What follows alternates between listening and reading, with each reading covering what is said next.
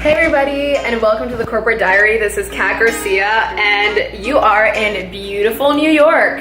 Sunny New York, for that matter.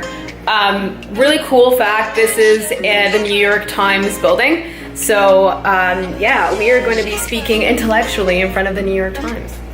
So today in New York, I don't have my equipment with me because I am here for work, as usually traveling, and I don't have, my equipment with me, so I just have my camera. I don't know how I'm gonna edit this video, I'm gonna try to see, but the production value may be low, but at least I am making videos again. All right, so let's get started from your questions. Number one, first question that I have here is, what obstacles have you faced as a minority in the workplace? Wow, okay, so that is a really good question. I'd say that before I started in the corporate world, I was working as an actor in the entertainment industry. So I was introduced to the issue of being a minority quite early on in the workplace, because the entertainment industry, especially as an actor, it's all about what you look like, and you're being casted based on your ethnicity. Every role that I went for had to say Latina, Hispanic, woman 18 to 25 or something like that.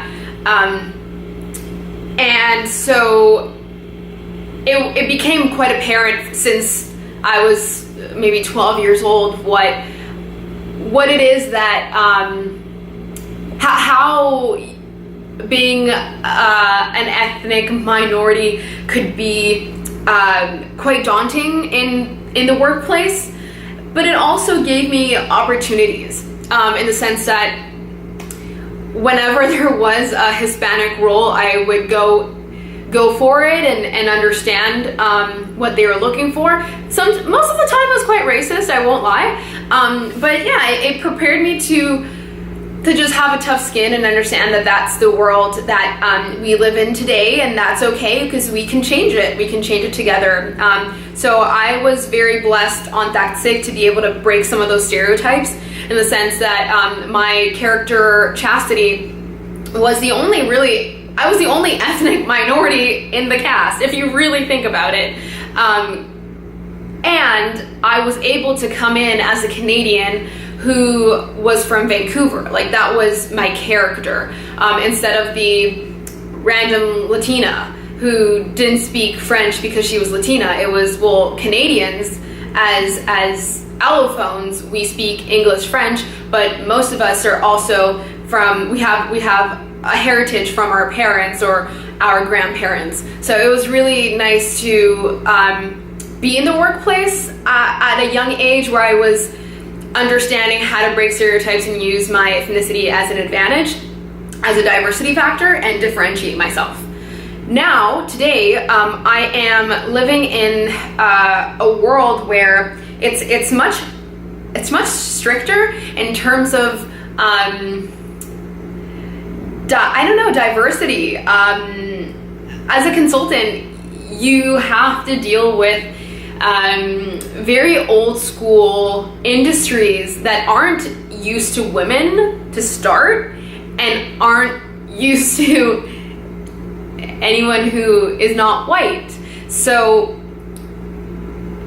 what happens with that, while companies are really trying to make a transition by embracing diversity, because teams that are diverse have proven to outperform teams that are not diverse, but the issue that I see there is, when we define diversity, we define it as different backgrounds, like different industry backgrounds. So if someone on my team is from an engineering background, there's another person that's from the entertainment industry, there's a person that has skills in UX UI design, in tech, that is very diverse. But what about the